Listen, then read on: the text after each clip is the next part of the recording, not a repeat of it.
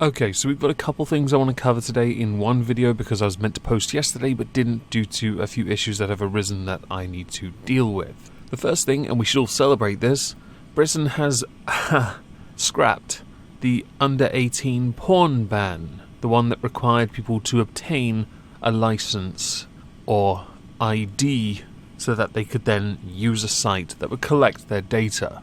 I only recently found out I could link Google Chrome to Discord and change things so it says Omegon is playing with Pornhub, which is hilarious. It's a good move on the government's part because I think honestly forcing people to prove their age to use a site like this is dangerous. I do stand firmly on the side of protecting children, of course, but I don't believe that this particular way forward was the correct one. And to move on from this, I want to talk about Jasmine Rowbottom. That is her name. This is what she looks like. She is a female paedophile. I've gone 2 weeks on this channel without getting a video demonetized. This is the one that got demonetized. Yeah. I think that's why I'm going to premiere it. Hi, people. So Jasmine Rowbottom was caught with 2,000 images on her laptop. Depraved images. Rather sickening images. Images that should never be on a computer. And no, I don't mean anything concerning whether or not someone is or is not a cuck. Oh dear, that is depraved on a different level. We're talking a bit below that. We are talking the kind that concern children. There is obviously a line, we never cross it. Jasmine Rowbottom crossed it.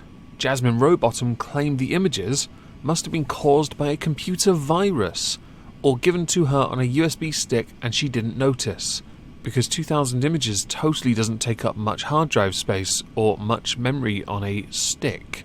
You're not going to notice it, of course. Right?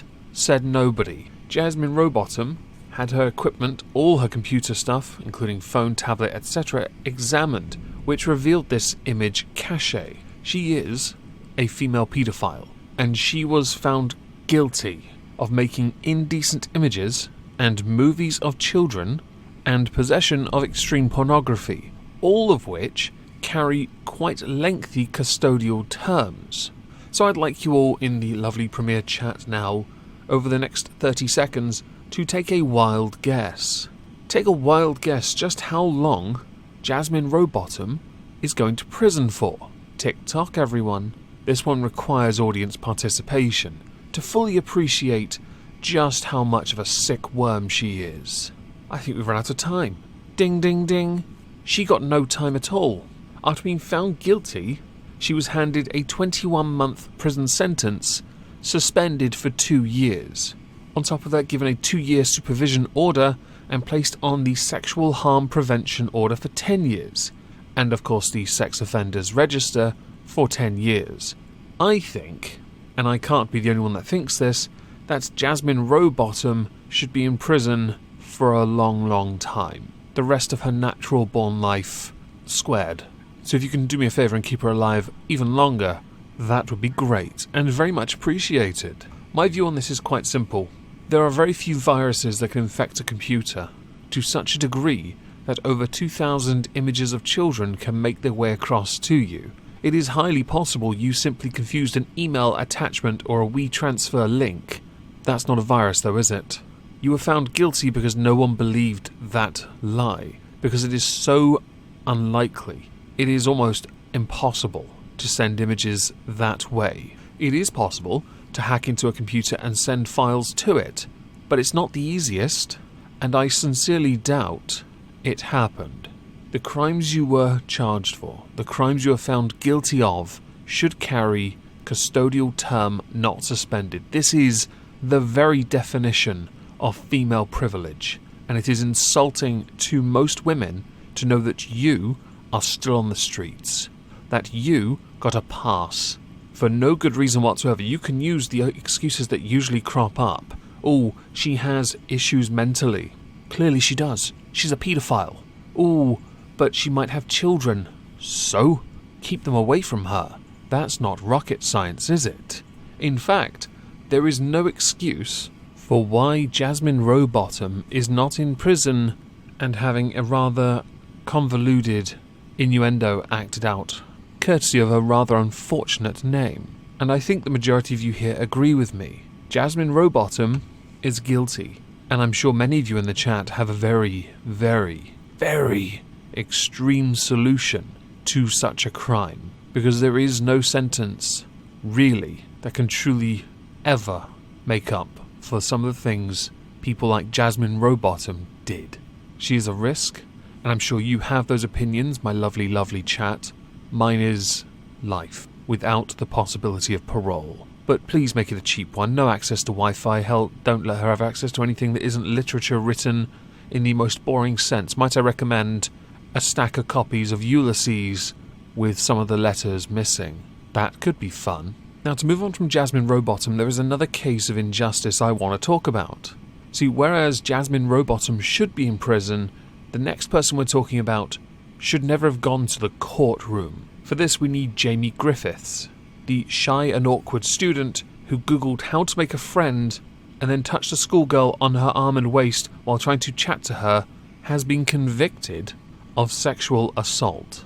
In the article I've linked below, you're going to notice that at best all he did was touch the girl in question on the arm and waist. He did not make any attempt to touch her any more or any less. In fact, based on the descriptions given, he made no attempt to actually get sexual in any way, shape or form. In fact, the entire argument of the court case was he might have. Speculation and assumption have no place in a courtroom that is supposed to be based on fact. Did he touch her arm? Yes. Did he touch her waist? Yes. Did he try and engage in conversation with her? Yes. Did she reject him? Yes. Did he walk away? Yes. Did he try to touch her in any way sexual? No. Jamie Griffiths, during the court case itself, was noted as being very anxious and only signed up to social media to make friends. Googling how to make friends, then coming into contact with the girl in question. During 2 encounters, he tried to talk to her and failed miserably, and only came across as creepy. When she went to her mother about it, they then went to the police, under the pretense that he would have touched her breast had she not moved away.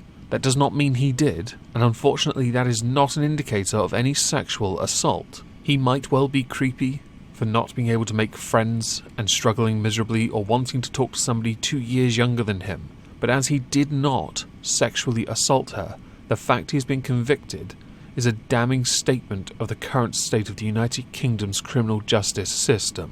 You make a mockery of the word justice. At best, you could describe his attempt to engage in conversation as clumsy, and the fact that he couldn't even speak should in and of itself speak volumes about the anxiety he was riddled with trying to talk to her. Now, Jamie is going to be sentenced at the end of this month. The sentence, by the way, the maximum is 10 years, as well as being ordered to sign the sex offenders register, neither of which should he face.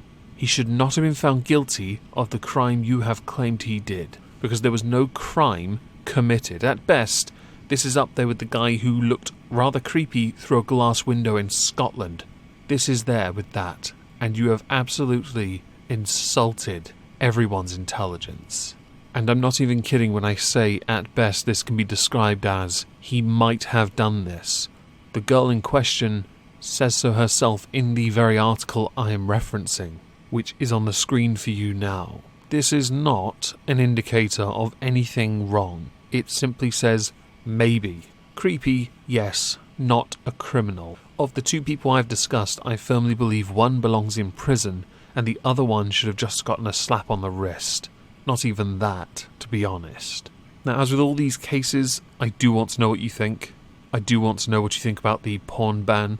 I obviously want to know what you think about Jasmine Rowbottom and Jamie Griffiths. Please let me know in the chat and in the comments down below. So I hope you'll have a lovely Friday and subsequent weekend. And thank you all for listening. Oh, hang on.